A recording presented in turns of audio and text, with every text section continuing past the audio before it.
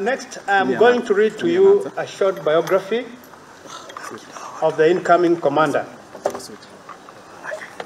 Lieutenant General Peter Mbogo is the commander of the Kenya Army. Following his promotion and appointment on 20th of June this year, he was enlisted into the Kenya Defense Forces as an officer cadet on 24th June 1985 and commissioned as a second lieutenant on 26th June 1986. Upon commissioning, he was posted to 77 Artillery Battalion as a troop commander, and later where became a commanding officer in the same unit. He served in many regimental capacities, key among them administration officer, adjutant, battery captain, battery commander, instructor in Air Defense Wing, staff officer 2, training, also an instructor in gunnery, a desk officer, operations and logistics, staff officer 2 in personnel and logistics, a battalion second in command, and became a commanding officer in 2006 in 77 Artillery Battalion in Mariakani. During his illustrious career in the Kenya Defense Forces, Lieutenant General Njiru has held various command and staff and instructional related appointments in various Kenya Defense Forces establishments, including Staff Officer 1, or an SO1, responsible for operations, plans, doctrine, and training at the Kenya Defense Headquarters. In addition, he served as an ADC to the Commander-in-Chief, Commandant Recruit Training School in Eldoret, Commandant Kenya Military Academy in Lanet, Commandant Joint Command and Staff College, formerly known as Defense Staff College, in Karen, and currently he is the Commander, Kenya Army. He has also served in the United Nations mission in Sudan, commonly known as UNMISS, where he was commanding officer of the Kenya Battalion and a staff officer in the United Nations mission in Ethiopia and Eritrea. Lieutenant General Njiru has attended diverse local and overseas courses related to leadership, command, and management. These include, but are not limited to, Junior Command Course, Grade 2 Staff Course, a Command Course, International Battle Group Commanders Course, Next Generation of Military Leaders Course, Royal College of Defense Studies Course, and Public Finance Management Workshop. Lieutenant General Njiru is a graduate of Royal College of Defense Studies course in the United Kingdom, and he earned a Master of Arts in International Security and Strategy from King's College, London. In recognition for his distinguished and exemplary service, His Excellency, the President and the Commander-in-Chief of the Defense Forces, has awarded him Chief of Burning Spear, that is CBS, among others. Lieutenant General Peter Mbogo Njiru is married and is blessed with 3 children. Thank you very much. And next now, we will have the change of a guard parade. March on.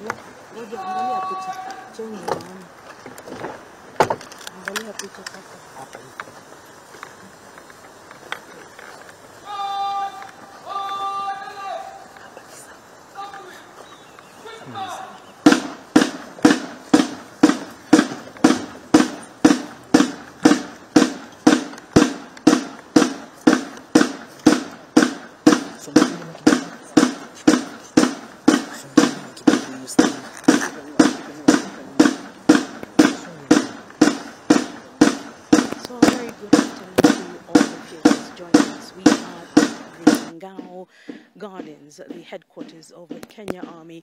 What is now entering the gardens is a special guard of honor by the 7th Kenya battalions of the 7th Battalion of the Kenya Rifles. Just walking in, this will be two significant guards.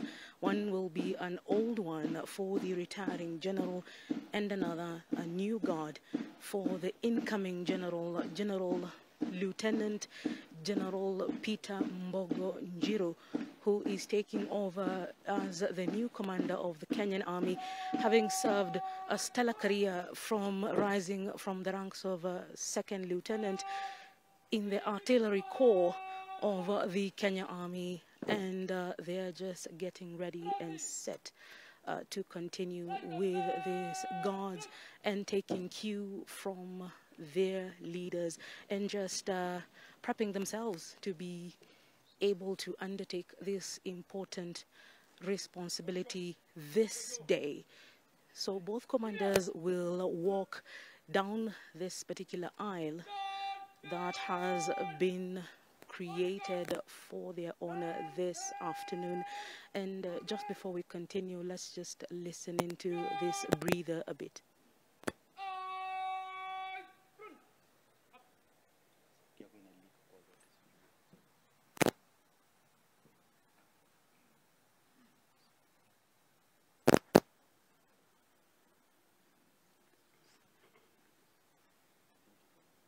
I now kindly request the outgoing commander and the incoming commander to take their positions for the parade. So first up is Lieutenant General Walter Koipaton, and it's significant that this is the very hour that the Islamic Adhan is coming into focus this afternoon.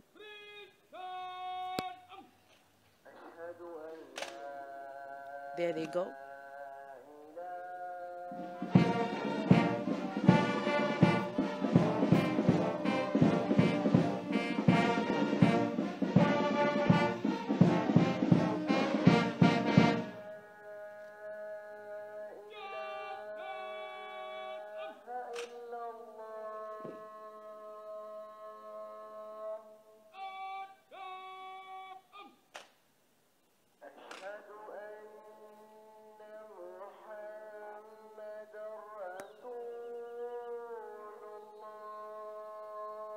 There he goes, Lieutenant General Walter Koipaton, undertaking his last official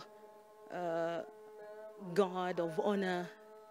This particular guard being identified as the old guard, taking his position at the spot where it has been marked on his behalf.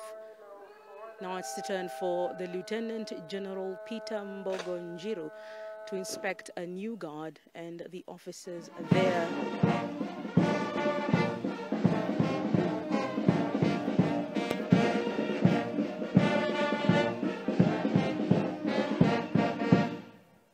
Just going through the paces before the new man in charge at the Kenya Army headquarters makes his way into his first official inspection of a guard as the new army commander this day, the 8th of August 2022.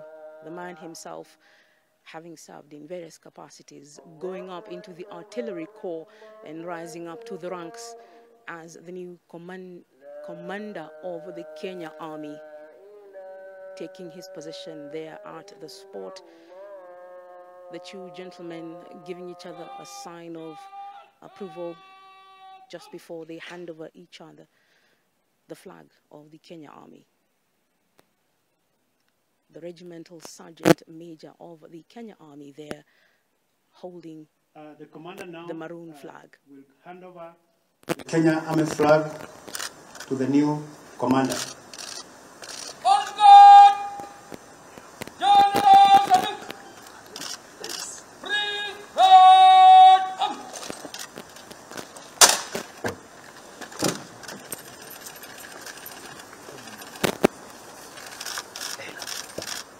Most of the ceremonies are historically taken from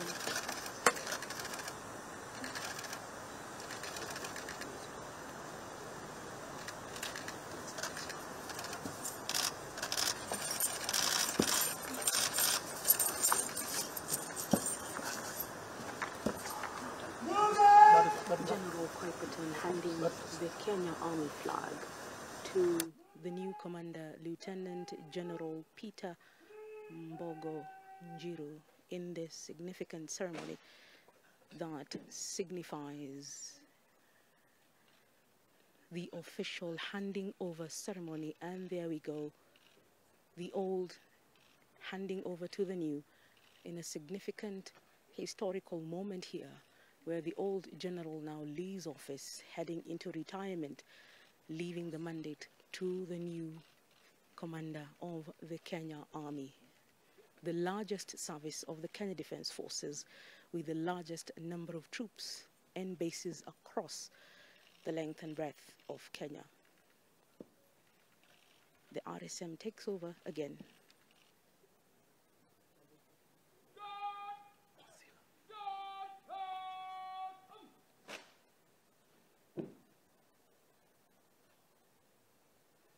Both gentlemen now officially leaving here, serving as the end of this guard of honor mounted on their behalf in this very critical handover, changeover ceremony here at the Kenya Army headquarters.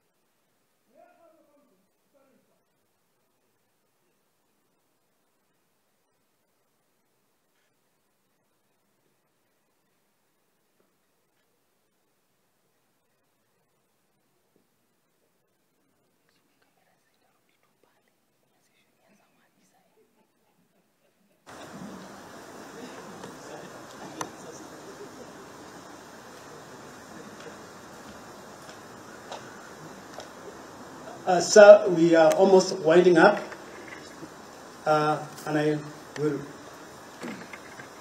request that we present memento to the outgoing commander.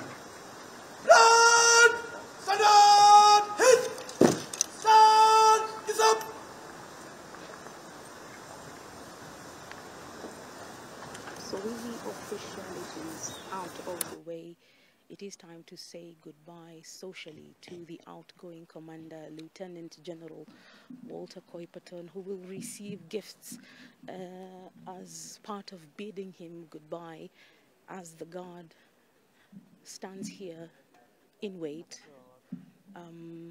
in the middle of this square, in the middle of the officers that he commanded for the last 4 years. He has been an officer from the 3rd Kenya Rifles, going up the ranks into leadership of the Kenya Army. The first gift wrapped in a bow in traditional fashion. Outgoing Army Commander and incoming Army Commander, I kindly request you to take your position for the memento.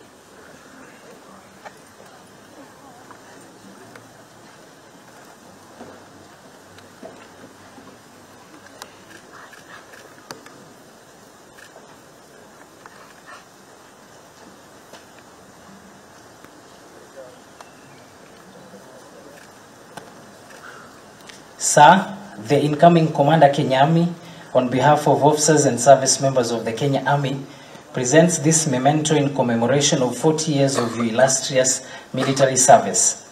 Sir, in honor of your meritorious service, the Kenya Army, inspired by the wisdom of the Commander, chose this memento themed on the ranks, honors and awards that you have most deservedly earned while serving the Republic of Kenya as a military officer.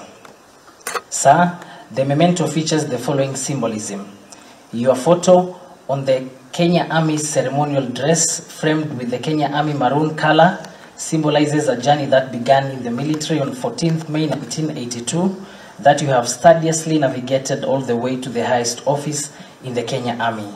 Sir, as an enduring tribute, we have affixed your actual ceremonial badges of rank of Lieutenant General. Below the photograph, we have affixed the logos of the Kenya Defence Forces and the Kenya Army, placed above the logos of the Westcom that you've held from the 3rd Battalion, the Kenya Rifles, DHQ, 6th Brigade, Westcom, and finally at the headquarters Kenya Army as the commander. Sir, we have also emplaced all the 12 honors and awards that you earned in the 40 years of exemplary dedication and diligent service to the Republic of Kenya. Further, we have listed 14 of your key appointments that are illustrative of your sterling performance, which earned you the 10 military officer ranks, culminating in the attainment of the appointment in the Kenya Army and the 2nd highest military rank. Lastly, sir, the memento pens off with words that you often used in your tour of service, especially in command, and which also define you: commitment, hard work, selflessness, fairness, and resilience.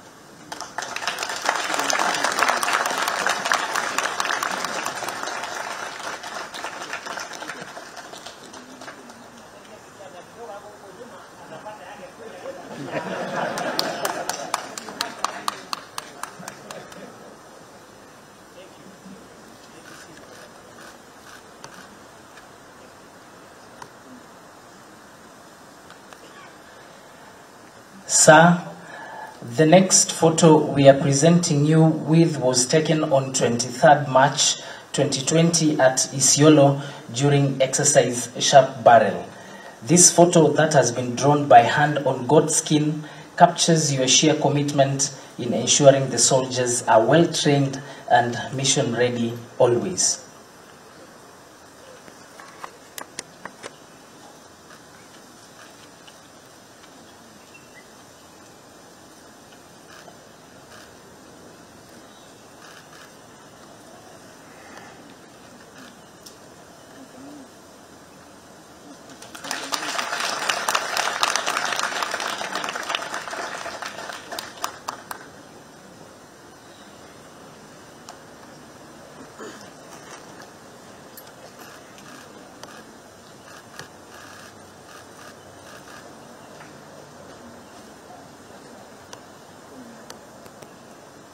Thank you very much, sir. And let's once again give a round of applause to the outgoing commander.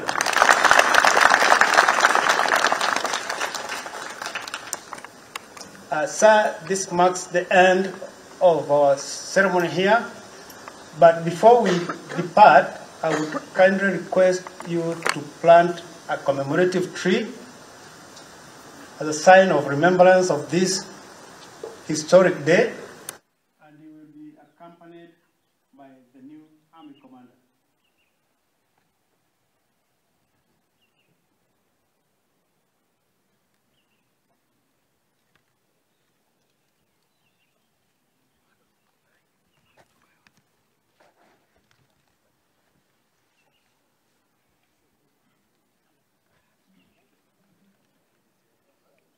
So before leaving here for a special luncheon and that all significant goodbye where he will be traveling aboard an open-top Land Rover, the two gentlemen now go into planting a commemorative tree here at the Ngao Gardens as a sign of remembrance of the retiring general's service to the Kenya Army. This quite significant tradition that the military has continued over time, each one having a special plaque for the retiring commander and the incoming commander with the plaques already placed before them. And the name of the tree is the Thika palm, the Felsium decipens in Latin.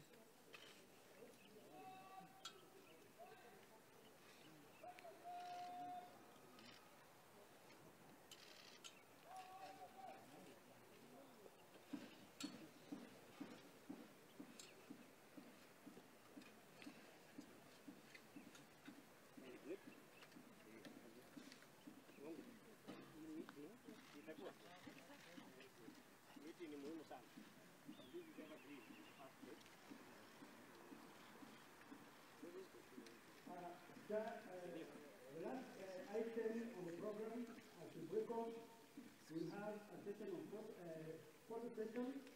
The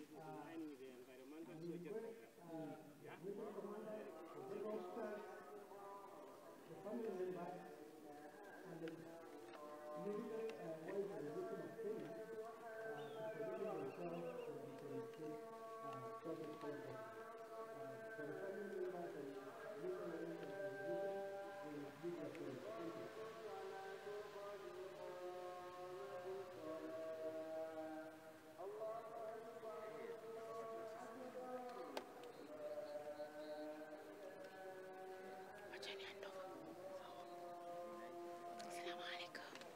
So the two gentlemen now exit these gardens, one exiting this for the very first time as the new commander, and the other for his very last time here. They head on to a special luncheon in honor of each one of them before Lieutenant General Koipaton is bid goodbye from the Kenya Army headquarters, a place he has served for more than 40 years as an officer and also 4 years as the commander of the Kenya Army. For the moment, we take a break and take you back to Lois in Eldoret as we wait for that luncheon to happen, and then we will be live when the retiring Army commander will be driven aboard that open-top Land Rover and escorted by generals who served under him over the years.